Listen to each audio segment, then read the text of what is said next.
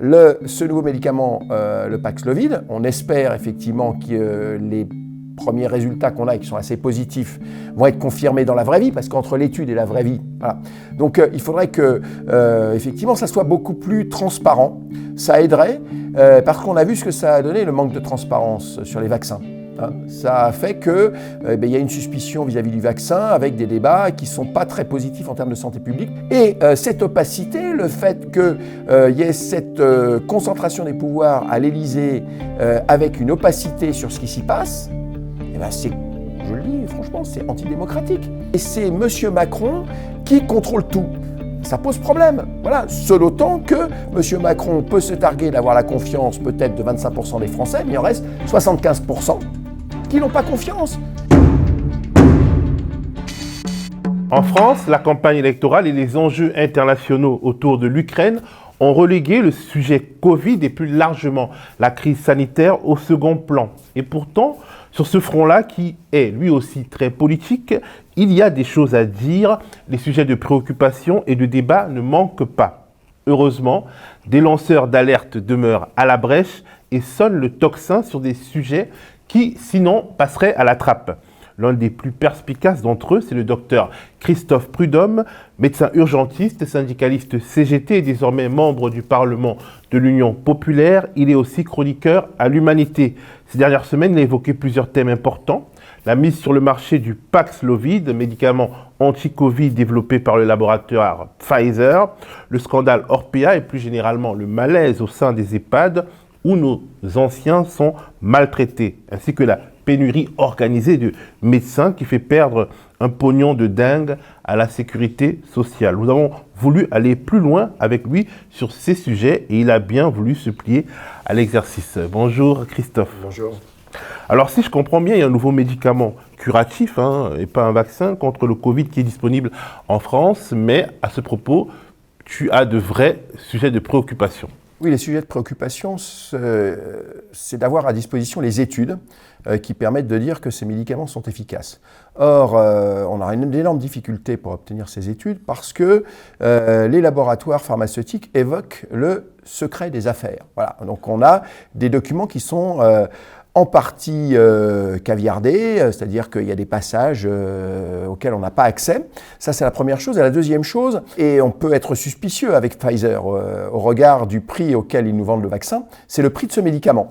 Moi, je suis conseiller à la Caisse nationale d'assurance maladie, et donc j'ai posé la question du prix de ce médicament, parce que le gouvernement a annoncé qu'il avait acheté 500 000 doses. Donc très bien, le gouvernement achète 500 000 doses. Mais qui va payer ? La sécurité sociale. Or, aujourd'hui, le directeur général de la Caisse nationale d'assurance maladie ne connaît pas le prix. Et quand j'ai interrogé le commissaire du gouvernement qui siège dans ce conseil, il m'a dit qu'il n'avait pas la réponse. Donc il y a un problème. L'opacité n'est pas une bonne chose dans le domaine de la santé parce que ça crée la suspicion légitime quand on cache des choses. Si on cache sur le prix, on peut cacher aussi sur les études, sur l'efficacité, etc. D'autant plus que les études, elles sont caviardées, c'est ça ?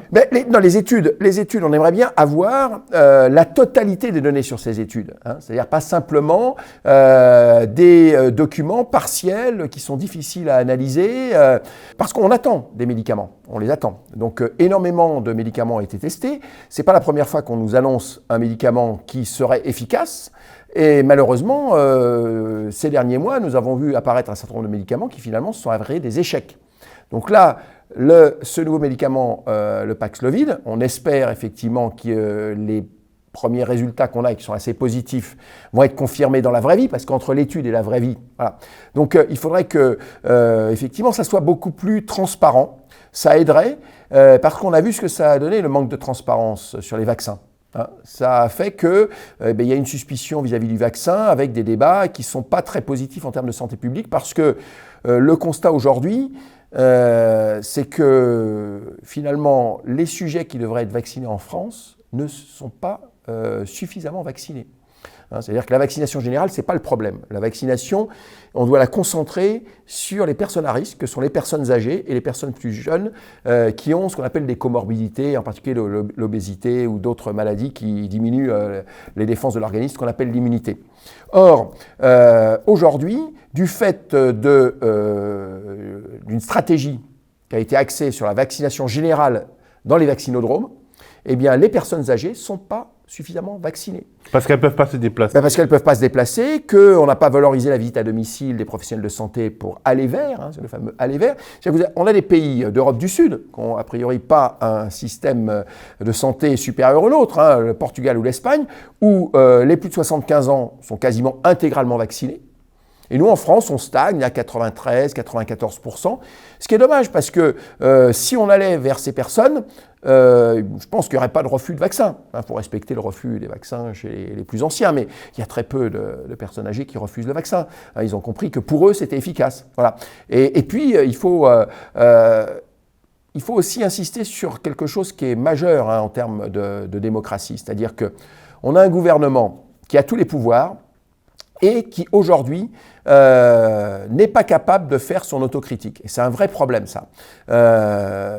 Parce que quand on est face à une épidémie comme celle-là, où on découvre en marchant, faut reconnaître que ce qu'on a dit le mois précédent, le mois suivant peut-être que c'était une bêtise, parce que la vie a montré que les choses avaient évolué différemment.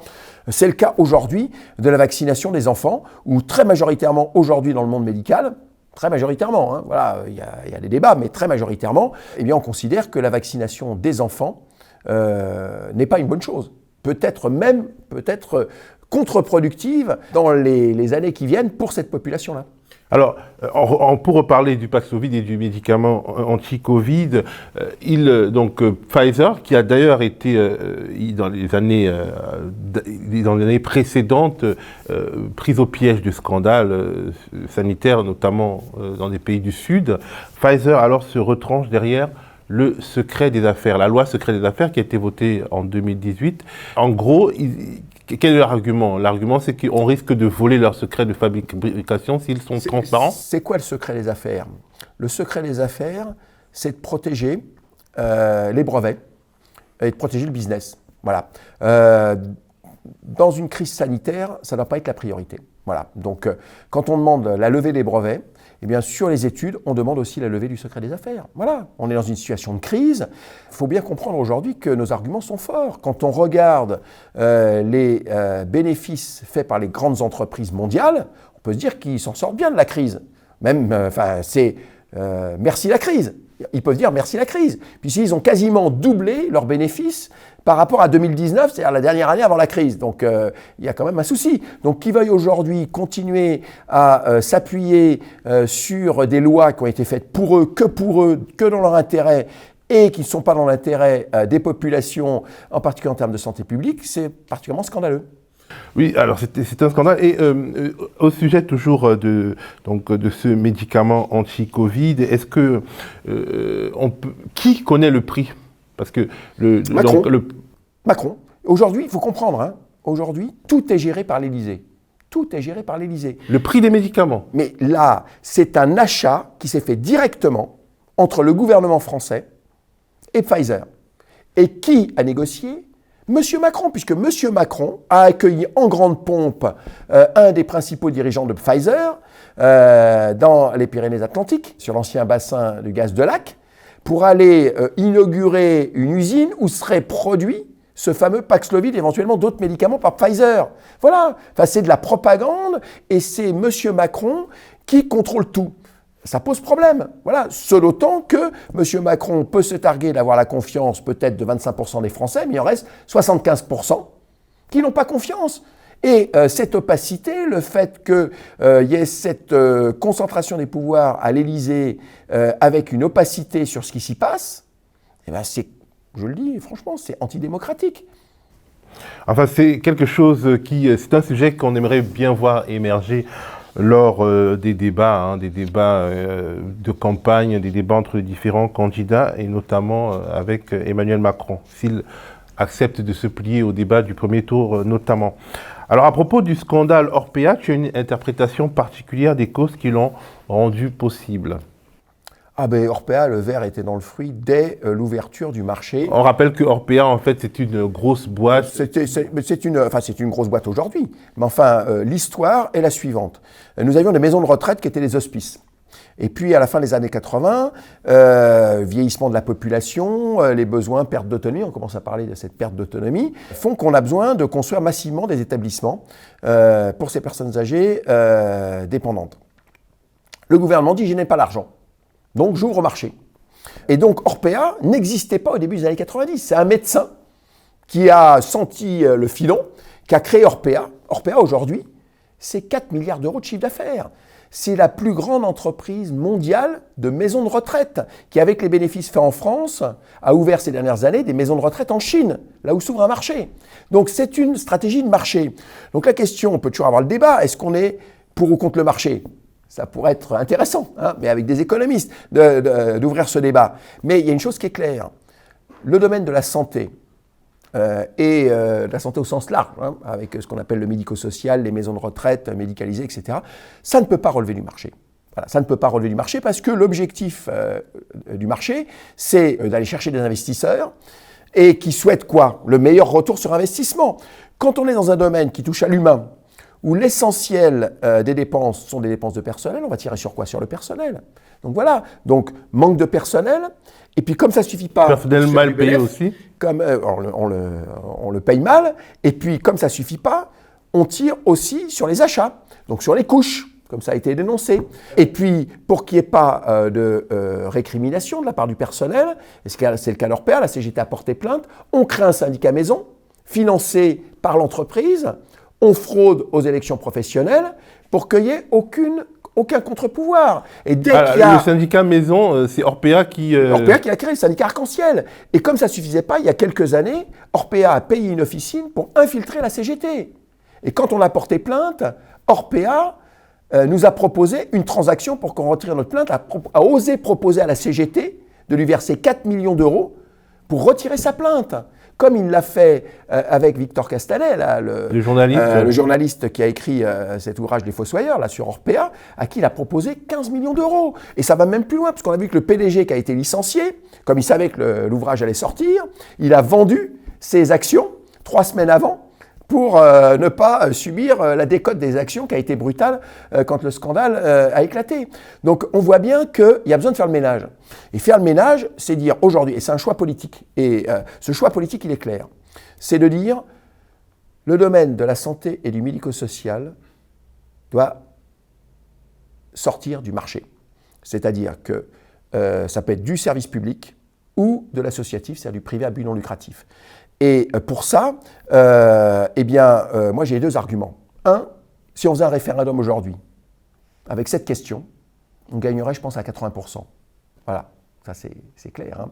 Et puis, l'autre élément, c'est l'évolution. Enfin, je veux dire, la vie nous a donné raison. La vie nous a donné raison. Quand on disait non, le privé, on nous expliquait, mais non, mais c'est des médecins qui investissent, c'est des petites cliniques. Oui, c'était de l'artisanat. Aujourd'hui, ce sont de grands groupes internationaux qui investissent en France. Si on élargit aux cliniques, les 2 plus grands groupes de cliniques en France, Ramsay Général de Santé, capital australien, Elsan, c'était un fonds d'investissement anglo-saxon qui, après avoir fait la culbute financière, hein, qui a revendu une partie de ses actions, a été remplacé qui sont les nouveaux actionnaires des cliniques Elsan? La famille Bettencourt et l'assureur AXA. Donc, ce ne sont pas des philanthropes, ces gens-là. Ce ne sont pas des médecins de campagne. Ils sont là pour faire du business. Eh bien, la santé ne relève pas du business. C'était le slogan que l'on criait dans la rue en 2019, avant même la crise. Hein. La santé n'est pas une marchandise, l'hôpital n'est pas une entreprise. Eh bien, aujourd'hui, c'est simple. Hein. Demain, M. Macron est remplacé par quelqu'un qui nous écoute et qui applique ce qu'on demande. Il suffit d'un décret. Plus d'agrément sécurité sociale pour les activités à but lucratif dans le domaine de la santé et du médico-social. Voilà, on ne les tue pas, on leur demande simplement de changer de statut. Soit ils intègrent le public, soit ils intègrent le statut associatif à but non lucratif. Alors, si ce scandale a été possible, c'est aussi parce qu'il y a très peu de surveillance des EHPAD privés à but non lucratif. Et tu évoques notamment des rapports de conformité qui ont été dévolus à des entreprises qui peuvent choisir leurs prestataires. Est-ce que tu peux nous expliquer de quoi il en retourne ? C'est-à-dire que on a démantelé l'administration. On a créé des agences. Les agences fleurissent. On a plein d'agences. On ne sait pas qui y a là-dedans. Des fonctionnaires. Ils font appel à des cabinets d'audit. Enfin bon, bref. Il n'y a plus d'administration de contrôle. Et surtout... Les agences, de quelle agence tu parles? Eh bien, l'agence régionale de santé. Enfin, on n'arrête pas de parler. On crée des agences pour tout et n'importe quoi aujourd'hui. Les agences, c'est pas stricto sensu la fonction publique? Ah non. L'agence régionale de santé, puisque les agences régionales de santé, ce ne sont plus des directions du ministère de la Santé. Là-dedans, il y a du personnel, il y a encore un petit peu de personnel fonctionnaire, il y a un petit peu de personnel de la sécurité sociale et surtout, il y a des agents de droit privé. C'est pas du tout une administration. Et ces agences... Et le directeur d'une ARS, il peut dire n'importe où. On a certains directeurs d'ARS qui étaient avant DRH dans l'industrie. Voilà. Et on nous explique qu'ils vont pouvoir gérer une agence régionale de santé. Pourquoi on les juge compétents pour gérer une agence régionale de santé? Parce qu'il n'y a plus de technicité dans ces agences. Les médecins inspecteurs de santé publique, c'est-à-dire que les médecins qui sont les médecins contrôleurs, leur nombre, là, ces dernières années, a diminué de 40%. Dans les agences régionales de santé, il reste des administratifs et des financiers. Il n'y a plus de vétérinaires, il n'y a plus d'ingénieurs de salubrité. Voilà. Donc, les contrôles ne se font pas, ou quand ils se font, ils sont par les personnels qui ne sont pas très compétents pour contrôler. Et puis surtout, le scandale dans les EHPAD, c'est que les établissements sont prévenus à l'avance de la venue des contrôleurs. Donc forcément, ce jour-là, on passe un coup de balai, on fait tout propre, on s'arrange pour qu'il y ait le personnel suffisant avec des intérimaires, et tout va bien. Alors, et les contrôleurs, ce sont des agents de l'ARS ou alors des agents de société qui sont agréés par l'ARS? Pour les EHPAD, ce sont des agents de l'ARS. Par contre, ce qui est beaucoup plus dangereux, ça sera l'objet sûrement de scandales. On a vu Lubrizol et puis aussi à Toulouse, l'explosion. C'est que dans l'industrie, AZF, dans l'industrie, aujourd'hui, eh bien, la conformité des usines n'est plus assurée par des fonctionnaires qui viennent sur place. Les entreprises peuvent faire appel à des auditeurs extérieurs qui vont venir regarder comment ça se passe, qui vont faire un beau rapport, et ce rapport est envoyé à l'administration. Le problème, c'est que dans l'administration, il n'y a plus les compétences pour analyser ces rapports.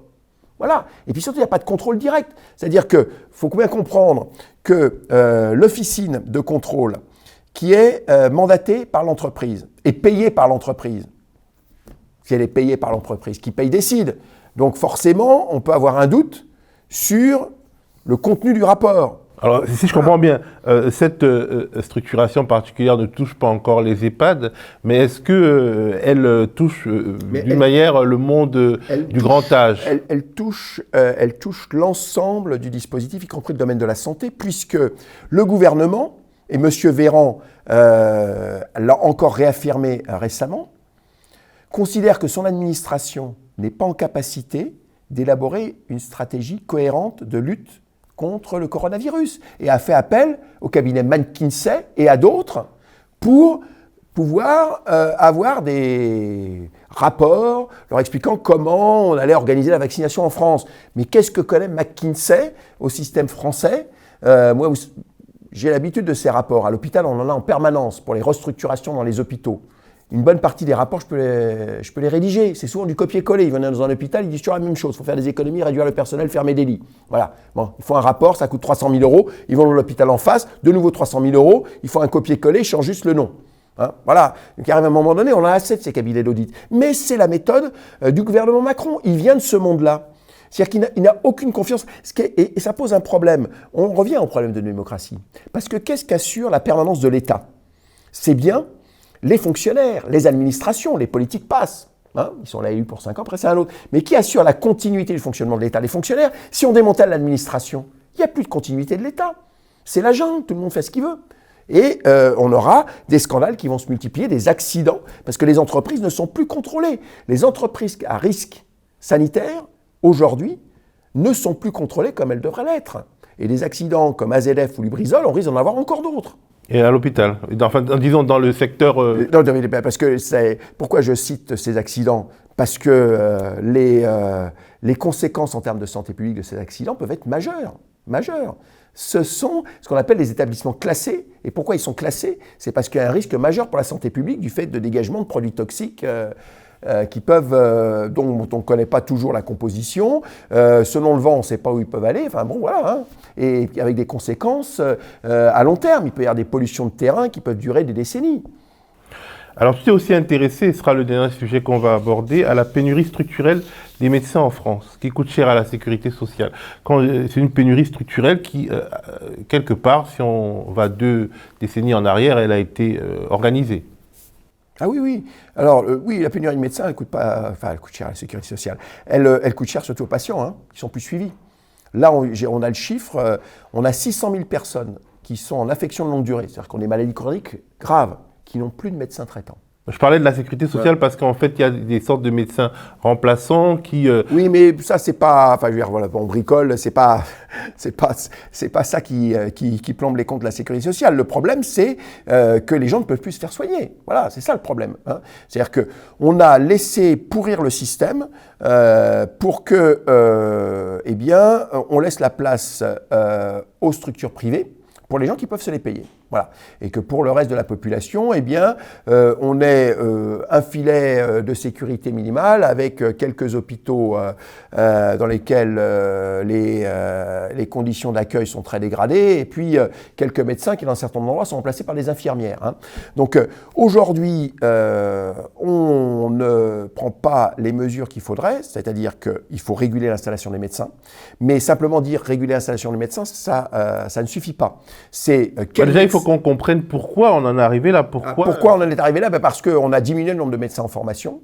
Dans les années 80, au moment du tournant de la rigueur de M. Bérégovoy, on a vu apparaître des gentils experts qui sont venus nous expliquer que pour réduire les dépenses de la sécurité sociale, il fallait réduire le nombre de prescripteurs et donc réduire le nombre de médecins.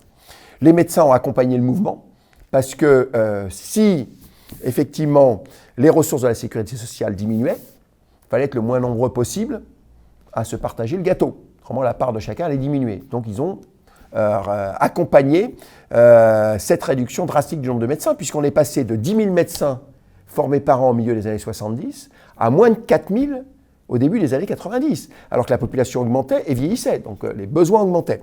Donc on est resté dans cette situation très longtemps. Et là, aujourd'hui, de nouveau, on prend le gouvernement Macron en flagrant délit de mensonge, parce qu'il a lancé à tout le monde, on supprime le numerus clausus. Le numerus clausus, c'est justement l'encadrement du nombre de médecins formés chaque année. Eh bien, moi, je juge sur pièce. Hein. Cette année, il va y avoir 10 000 jeunes qui vont pouvoir passer la sélection de première année pour devenir médecin. 10 000.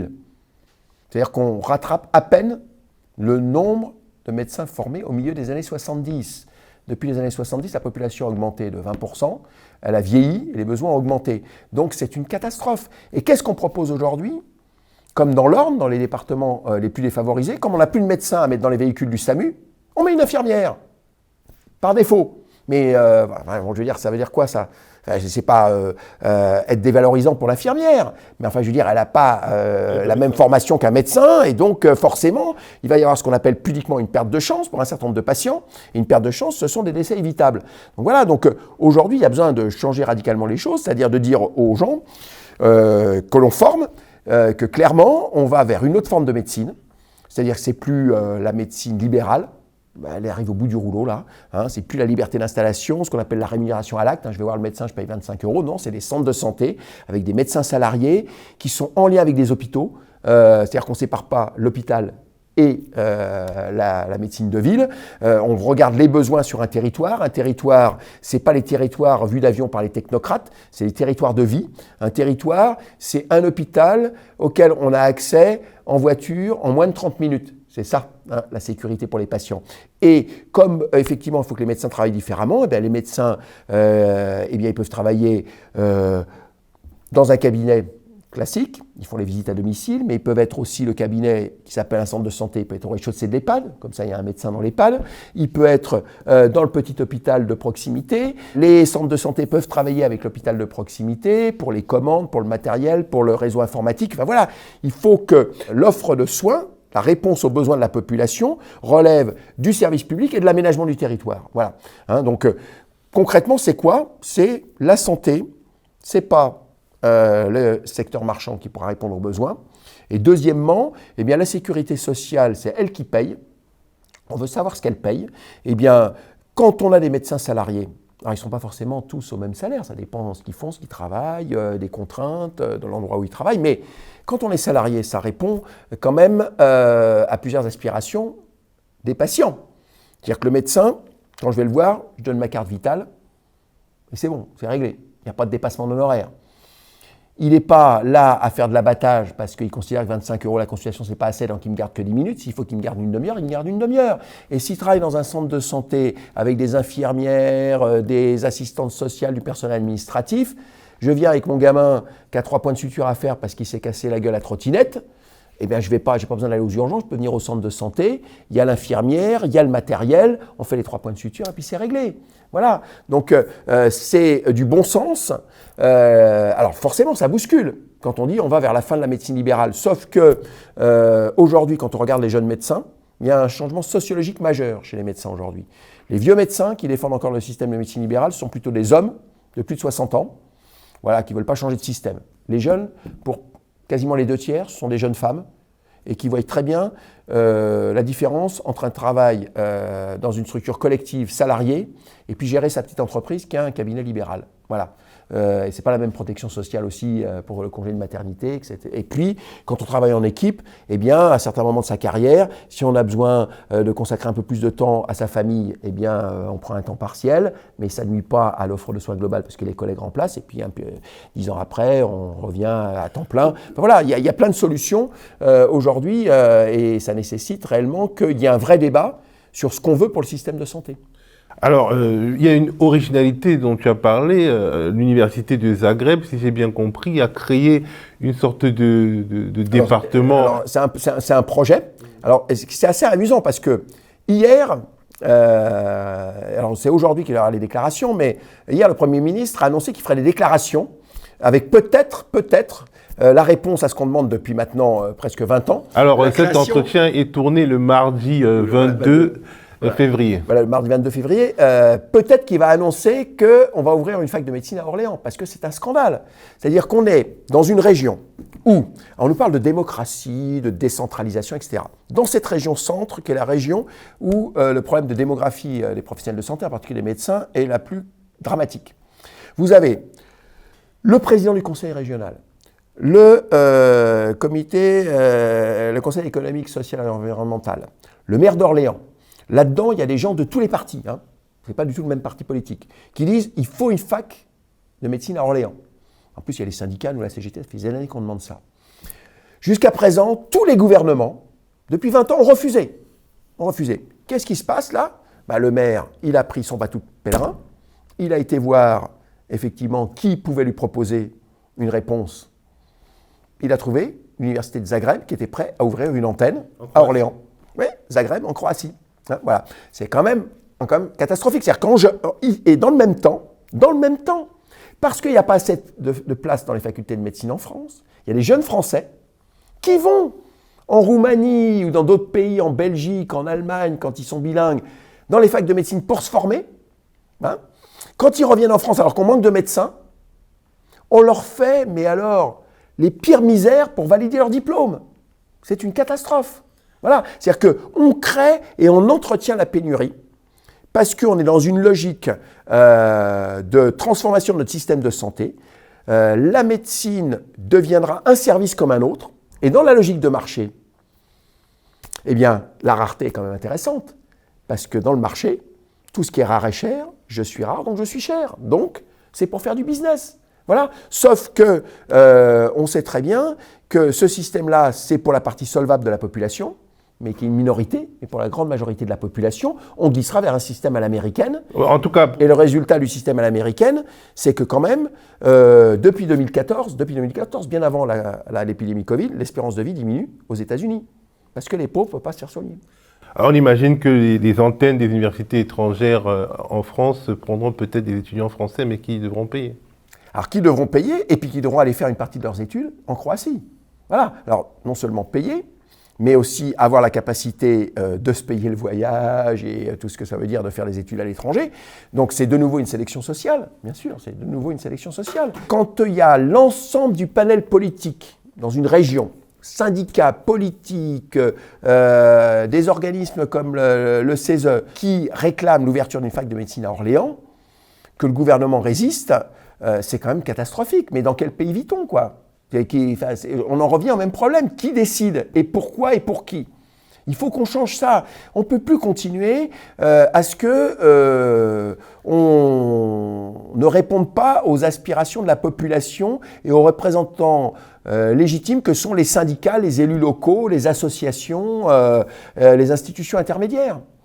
Merci beaucoup Christophe pour ces éclairages. Le média est un média indépendant qui ne vit que des cotisations, abonnements de ses abonnés, donc sociétaires, et des dons de ceux qui l'aiment. Donc si vous voulez que des émissions comme ça puissent continuer d'exister, faites-nous un don fixe, ponctuel ou régulier, ou devenez abonné sociétaire du média. Je vous remercie.